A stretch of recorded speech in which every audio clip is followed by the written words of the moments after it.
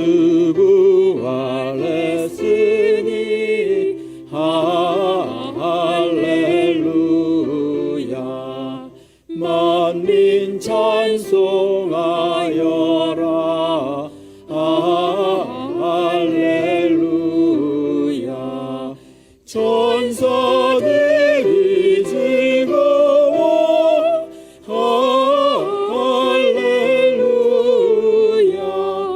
기쁜 찬송 부르네. 할렐루야.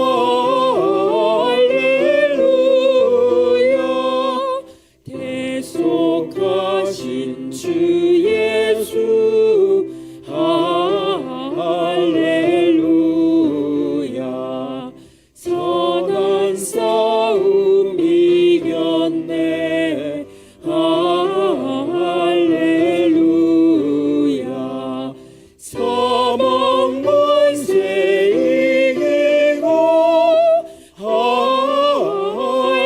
할렐루야. 하늘 문을 여셨네. 할렐루야. 마귀 권세 이긴 주. 할렐루야. 왕의 왕이 되셨네. 할렐루야. 높은 이름 세상에. 할렐루야. 널리 선포하여라. 할렐루야. 길과 진리 되신 주. 할렐루야. 우리 부활하겠네. 할렐루야. 부활 생명 되시니. 할렐루야. 우리 부활하겠네. 할렐루야.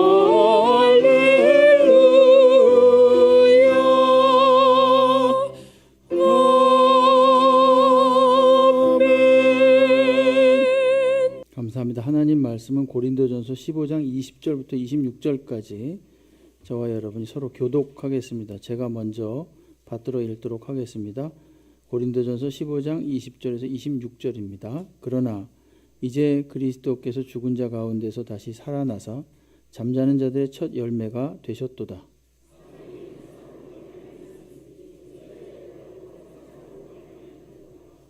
아담 안에서 모든 사람이 죽은 것 같이 그리스도 안에서 모든 사람이 삶을 얻으리라.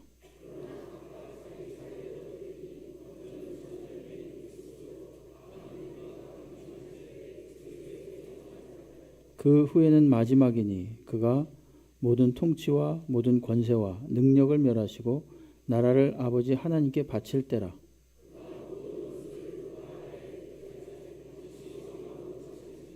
맨 나중에 멸망받을 원수는 사망이니라. 아멘. 할렐루야. 오늘 예배에 참석하신 우리 모든 성도님들, 주님께서 은혜와 평강과 또 부활의 기쁨이 넘치시기를 주의 이름으로 축원합니다. 고린도전서 15장 20절로 26절 말씀으로 잠자는 자들의 첫 열매가 되셨도다, 이런 제목으로 은혜를 나누겠습니다. 사도 바울이 고린도 교회에 보낸 편지가 당연히 고린도 전서와 고린도 후서지요. 고린도는 오늘날로 말하면 그리스 쪽을 말합니다. 코린투스 이렇게 표현이 되는데요. 실제로 있는 지명입니다.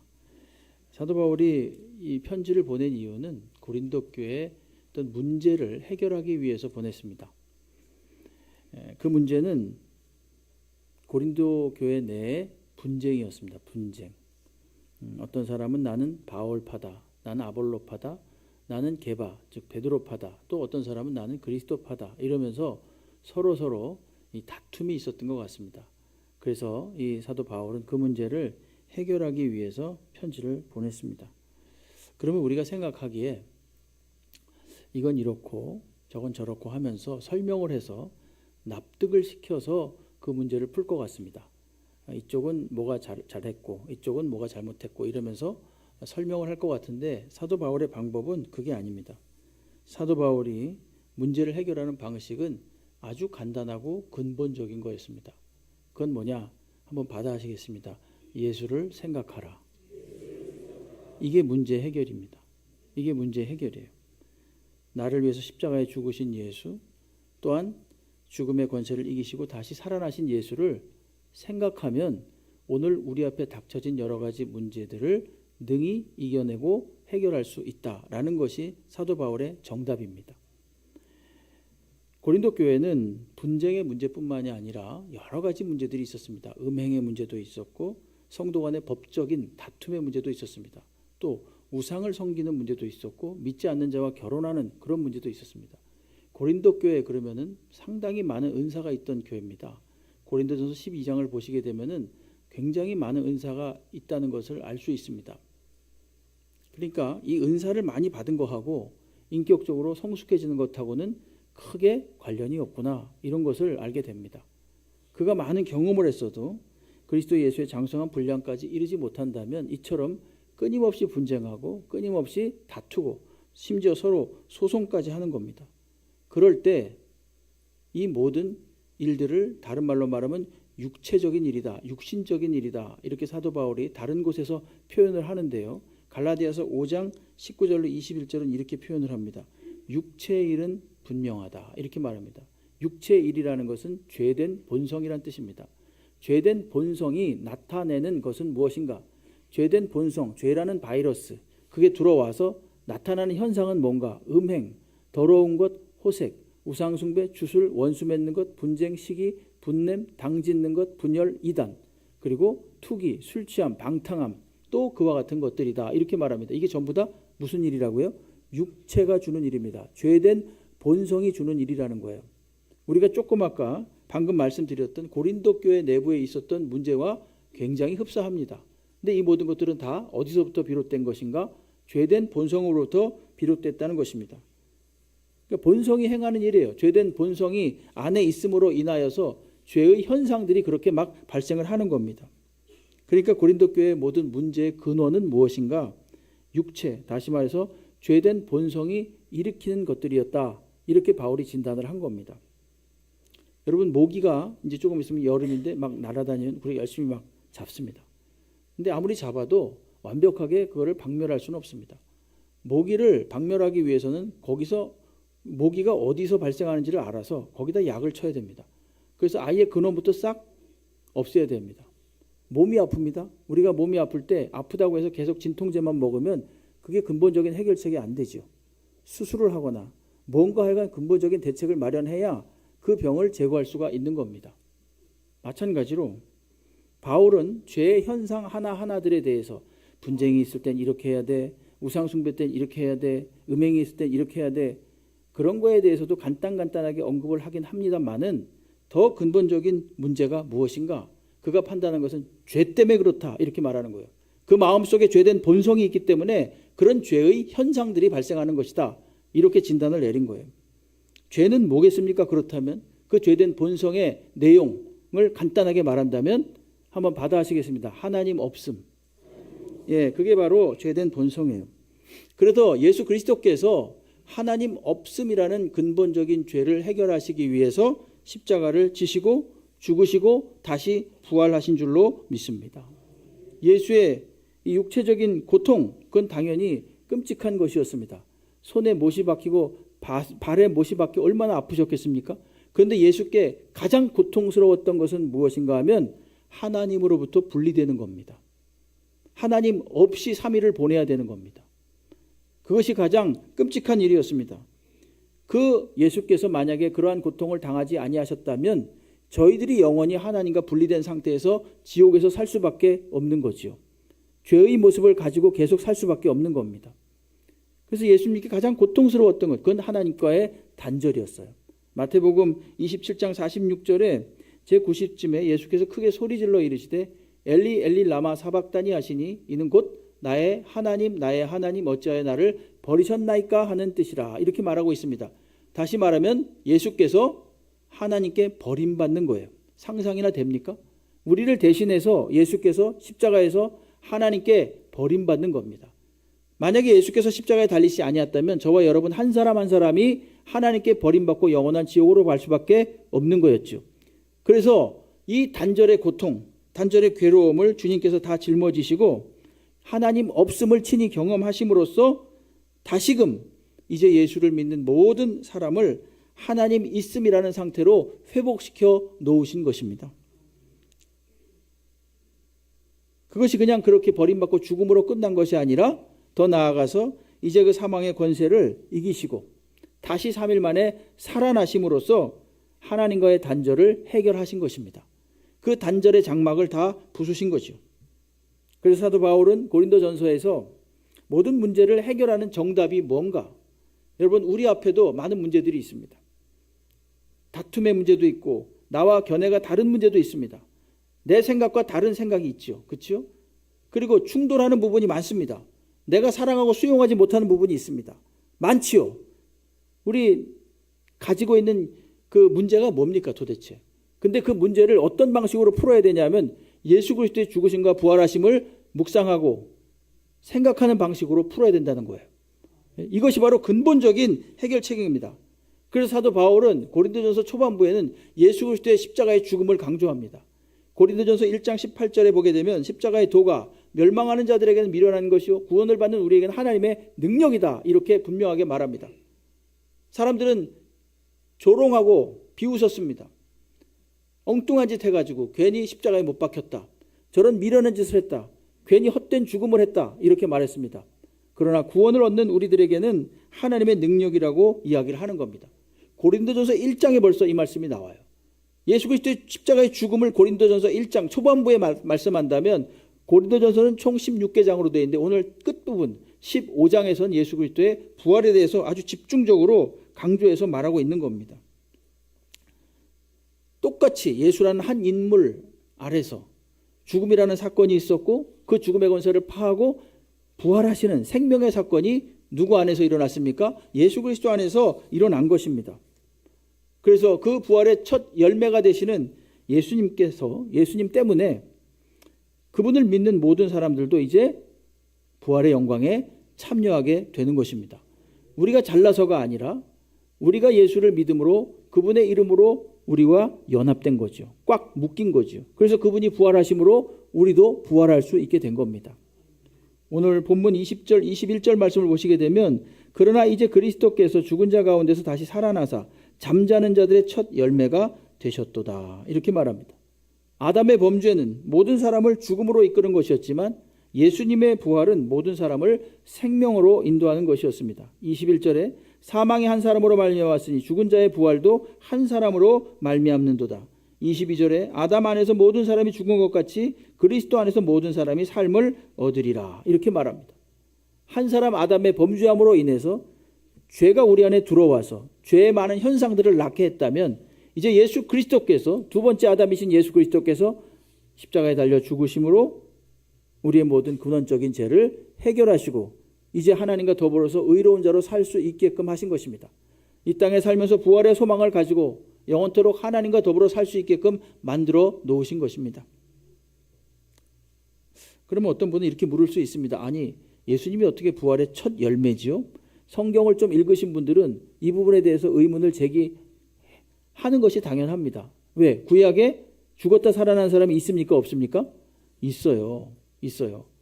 엘리야가 어느 여인의 아들을 사르밧 과부의 아들을 다시 살게 해요. 열왕기상 17장 21, 22절에 보게 되면 그 아이 위에 몸을 3번 펴서 엎드리고 여호와께 부르짖어 이르되 내 하나님 여호와여 원하건대 이 아이의 혼으로 그의 몸에 돌아오게 하옵소서 하니 여호와께서 엘리야의 소리를 들으심으로 그 아이의 혼이 몸으로 돌아오고 살아났다. 이렇게 말합니다. 또 한 곳이 있다면 엘리야의 제자였던 엘리사가 또 그를 잘 섬겨주었던 어떤 한 여인의 아들을 다시 살리는 내용이 열왕기 하 4장 32, 35절에 나옵니다. 엘리사가 집에 들어가 보니 아이가 죽었는데 자기의 침상에 눕혔습니다. 들어가서 문을 닫고 두 사람뿐이라.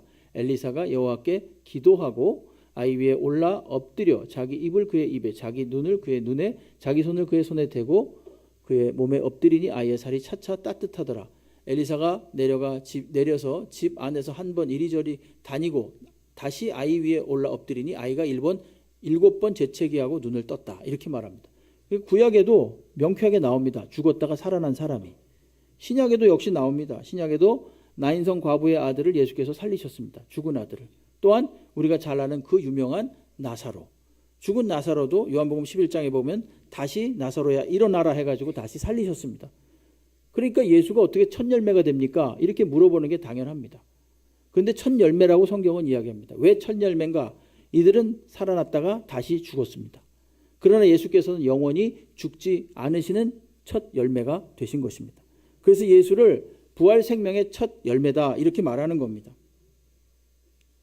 사도 베드로가 오순절 마가다락방에 성령이 강력하게 임했죠. 사도행전 2장에 보게 되면 거기서 많은 사람들이 다 미쳤다 그랬습니다. 근데 방언으로도 이야기하고 막 사람들이 수군거리고 조롱하니까 베드로가 여러 가지 말로써 우리는 미친 것이 아니다. 우리는 술에 취한 것이 아니다. 우리는 하나님의 영을 받은 것이다. 이러면서 그 중에 한 말이 있는데 그것이 뭐냐 하면 다윗을 인용하는 말이었습니다. 다윗이 과거에 예수님의 부활을 예언했다는 거예요.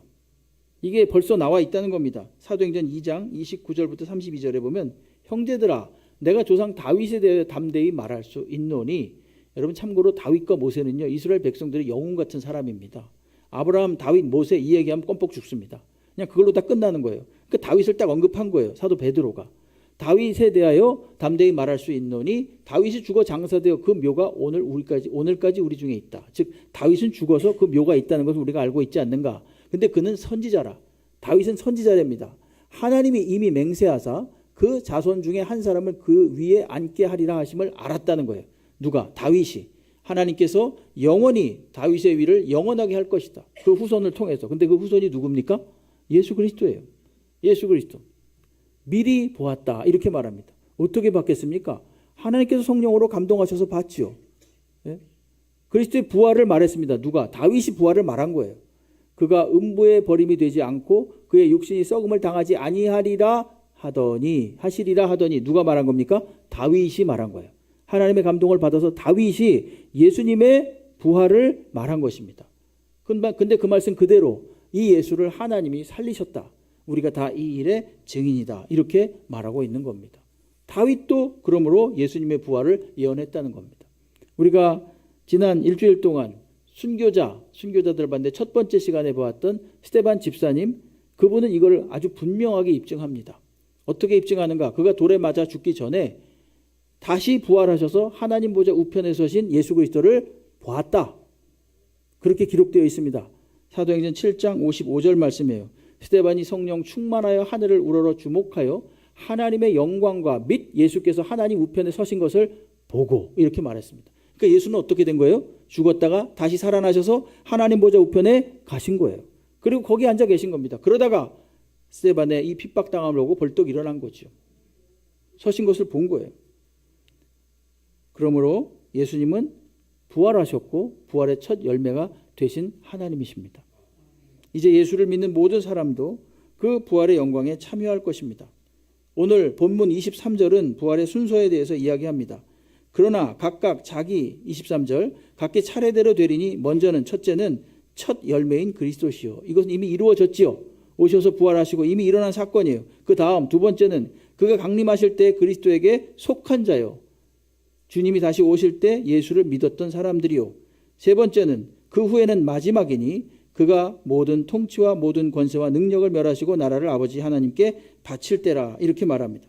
여기서 24절에서 모든 통치, 권세, 능력, 이것은 하나의 개별적이라기보다는 하나님을 대적했던 사탄의 권세들, 믿지 않았던 불신자들을 총칭하는 그런 말입니다. 이들은 마지막에 세 번째 나오죠. 마지막에는 이렇게 나오잖아요. 이것은 심판 때인데, 주님이 오신 때인데 심판을 받기 위해서 부활한다는 거예요. 요한복음에 보게 되면 예수께서 이런 말씀을 하십니다. 요한복음 5장 25절, 26절로 29절에 아버지께서 자기 속에 생명이 있음 같이 아들에게도 생명을 주어 그 속에 있게 하셨고 또 인자됨으로 말미암아 심판하는 권한을 주셨느니라. 이를 놀랍게 여기지 말라. 이 말씀입니다. 무덤 속에 있는 자가 다 그의 음성을 들을 때가 온다는 거예요. 언제요? 주님이 다시 오실 때는 거예요. 내가 죽고 살고 다시 올 것이다. 그때 무덤 속에 있는 자가 주의 음성을 들을 것이다. 근데 어떤 현상이 일어나느냐? 선한 일을 행한 자는 생명의 부활로, 악한 일을 행한 자는 심판의 부활로 나오리라. 이렇게 말합니다. 여러분, 부활은 선한 자만 합니까? 악한 자만 합니까? 둘 다 합니다. 선한 자는 일어나서 생명의 부활로 영원한 천국으로 가게 되고요. 부활체의 몸을 입고, 악한 자들은 일어나서 부활체의 몸을 입고 영원한 지옥으로 가게 되는 겁니다. 그것을 이 요한복음 조금 아까 5장 26절 29절이라고 그랬는데, 같은 사도 요한, 그는 요한 계시록에서 반모섬에서 이렇게 최후의 심판 때 있을 부활에 대해서 말합니다. 20장 12절로 13절입니다. 반모섬에서 요한이 본 환상이에요.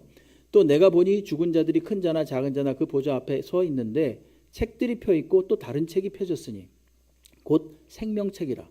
죽은 자들이 자기 행위를 따라 책들에 기록된 대로 심판을 받으니 바다가 그 가운데 죽은 자들을 내어주고 또 사망과 음부도 그 가운데 죽은 자들을 내주매 각 사람이 자기 행위대로 심판을 받는다. 이렇게 말합니다.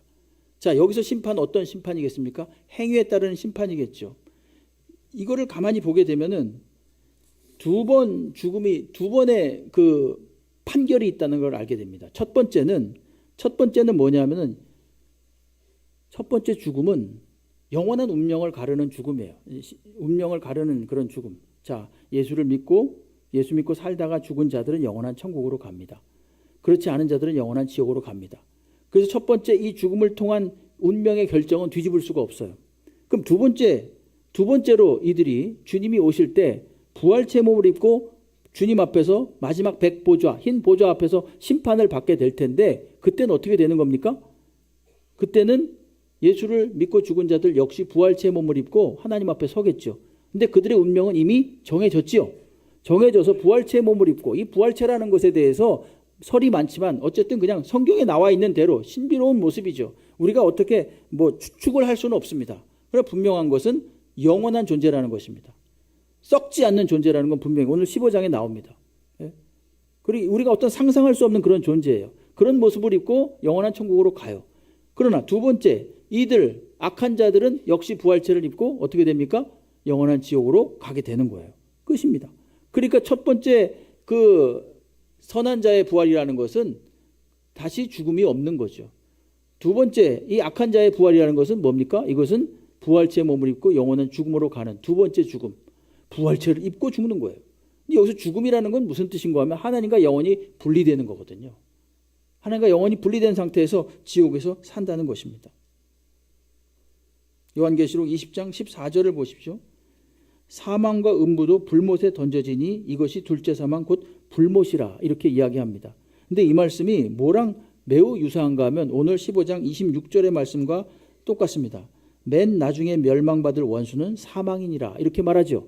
15장 26절 보고 계십니까? 맨 나중에 멸망받을 원수는 사망이래요. 다시 말하면 사망 그 자체도 심판을 받는다는 거예요. 그러니까 사망도 없어지는 거예요. 사망이 왕노릇하다가 최후의 심판 때 사망 자체도 없어져 버리는 겁니다. 요한계시록에는 사망과 음부도 불못에 던져진다. 똑같은 말이죠. 마지막 날 그와 같은 일이 일어나는 겁니다. 누가 살겠습니까? 그렇다면 영생 복락을 누리면서 부활체 몸을 입은 자들, 주를 믿은 자들이 부활체 몸을 입고 주님과 더불어 영원히 사는 겁니다. 예? 이게 부활론입니다. 부활론. 여러분 근데 이 부활이라는 게 사실은 되게 어려운 얘기죠. 이 소위 이 기독교로 진입하는데 굉장히 아주 높은 장벽입니다. 이게 사실은 동정녀 마리아가 예수를 낳았다. 이것도 벌써 걸려요. 그렇죠? 이것도 벌써 말이 안 돼요. 그리고 죽은 예수 그리스도께서 다시 살아나셨다. 그리고 그를 믿는 자들도 다시 살아날 것이다. 이건 더 말이 안 되죠. 죽은 자가 어떻게 다시 살아납니까? 이렇게 생각을 할 수가 있습니다. 이건 거의 불가능합니다. 그렇기 때문에 거의가 아니라 불가능한 얘기죠. 우리들의 이성을 가지고 생각할 때는 과학적 사고방식으로는 이것은 있을 수가 없는 일이에요. 그러니까 많은 사람들이 예수를 못 믿는 거예요. 소위 기독교라는 이 쪽으로 들어오질 못해요. 받아들이기 힘드니까. 그러니까 굉장히 그 엘리트 같은, 이제 머리가 우수하고 아주 이성적이고 논리적인 사고방식에 익숙한 분들은요, 예수를 믿기가 되게 힘들어요. 물론 그렇다고 해서 다 못 믿는다 이런 얘기는 아니고요. 말씀드리고 싶은 건 뭐냐면, 이 믿음이라는 것은 사실은 우리의 지식이나 이성과는 크게 연관이 없다. 하나님의 신비로운 성령의 능력으로 그의 마음을 감동시켜서 믿게 되는 것이다 라는 것이죠. 여러분, 예수님 시대에도 엘리트들이 있었죠. 서기관과 바리새인들, 이런 사람들 율법에 능통한 사람들이었습니다. 그런데 예수께서 부활을 말하고 예수께서 더군다나 그 동정녀 마리아의 몸을 통해서 태어난 것에 대해서 믿었습니까? 안 믿습니다. 끝까지 논쟁했던 사람들이 바로 그 당시 엘리트들이었습니다. 얼마 전에 자칭 타칭 천재라고 하는 교수님이 한 분 돌아가셨습니다. 혹시 생각나는 분 있습니까? 예? 물론 없겠지요. 예? 이어령 교수. 근데 그분 따님도 미국에서 변호사를 하다가 이제 그 암이 걸려서 죽어가는데 나중에 이제 목사님이 됐어요. 그 따님이. 근데 철저한 무신론자였거든요. 이어령 교수는. 근데 너무 신기한 게 뭐냐면은 그 딸이 굉장한 고통 속에 있어서 죽어감에도 불구하고 아버지인 자신보다 너무 평안했다는 거예요. 그리고 늘 소망에 관한 말을 했다는 것입니다. 하늘 소망에 관한 말을 했다는 것입니다. 그 이어령 교수 그분이 굉장히 당황스러웠죠. 평생 자신이 연구했던 철학, 과학, 문명 이런 그런 아주 고상한 것들, 그리고 심지어 죽음에 대해서도 정의할 수 있었어요. 본인은 죽음은 이런 것이다라고 정의할 수 있었지만은, 그렇지만 결코 자신이 가진 지식으로 죽음을 넘어서지는 못했다는 겁니다. 죽음을 극복하지는 못한다. 이것을 본인이 철저하게 깨닫게 된 거예요. 그래서 결국 지식에서 신앙으로 옮겨가게 된 겁니다. 그가 돌아가시기 전에 했던 유명한 말이 있습니다. 나는 평생 아는 것을 추구했다. 그러나 이제는 믿는 것을 알게 되었다. 한번 곰곰이 생각해 보십시오. 그렇습니다. 오직 하나님께서만 우리들의 이성을 초월해서 믿게 하실 수 있는 분입니다. 바보만 믿는 게 아니라 하나님의 선택함을 받은 사람이 믿는 거죠. 그래서 믿음은 신비로운 것이고 믿음은 은혜인 것입니다. 이해가 아니라 은혜예요. 믿음은. 부활 신앙은 우리로 하여금 이 세상의 삶과 영원한 삶이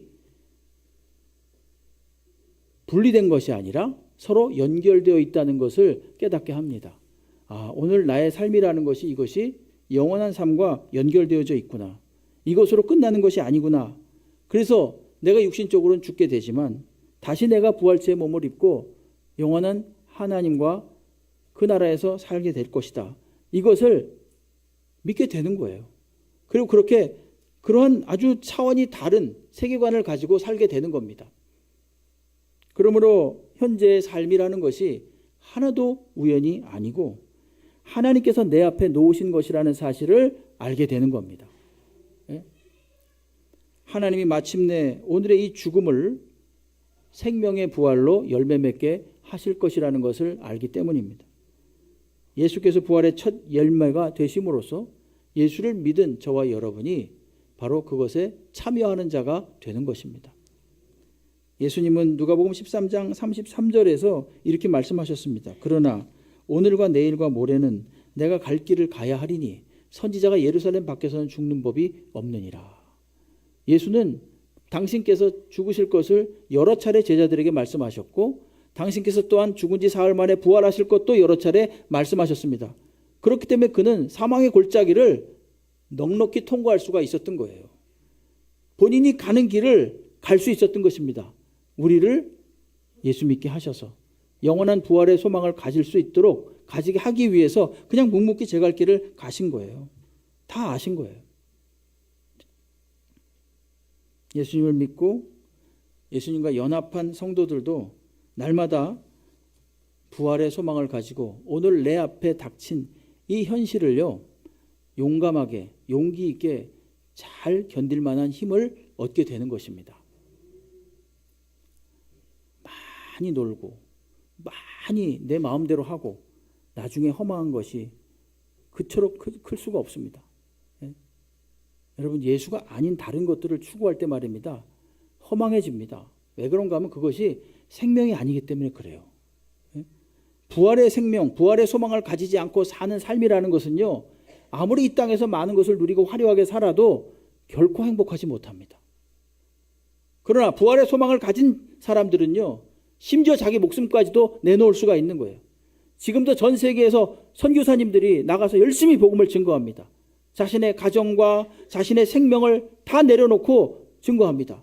우리나라에 들어왔던 많은 선교사님들, 100여 년 전에 이 땅에 들어오셨던 분들은 그들이 무슨 의지가 강철같이 강하고 무슨 체력이 엄청나게 좋고 아주 각별한 무슨 신념이나 확고한 그런 생각이 있어서 들어온 게 아닙니다.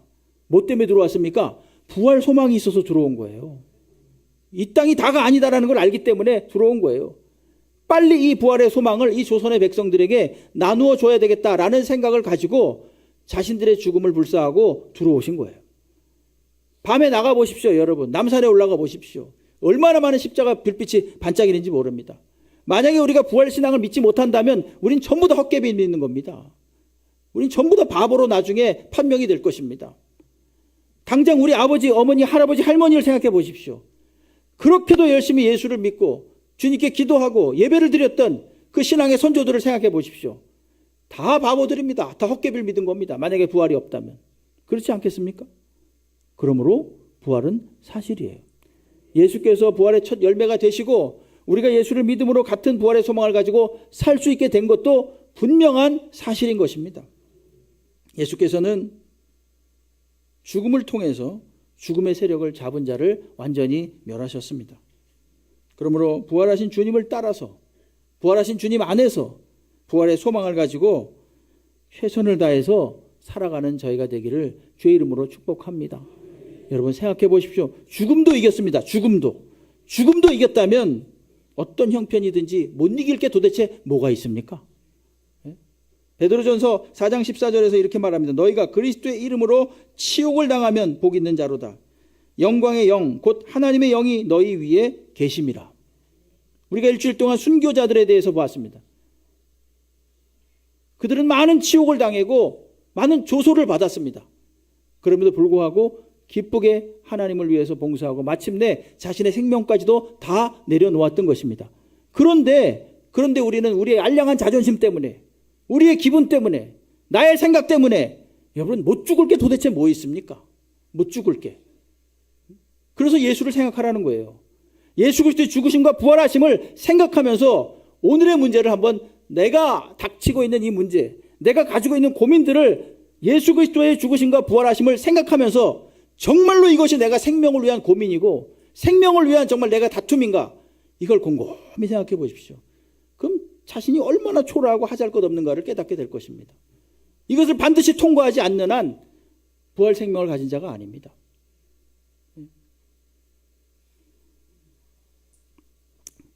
부활 신앙 속에 있을 때 때로는 기쁘고 때로는 슬프고 때로는 오해받고 때로는 탄식하고 웁니다. 그러나 결국 기쁨이 된다는 것을 알게 됩니다. 그래서 우리는 마침내 승리하게 될 것으로 믿습니다.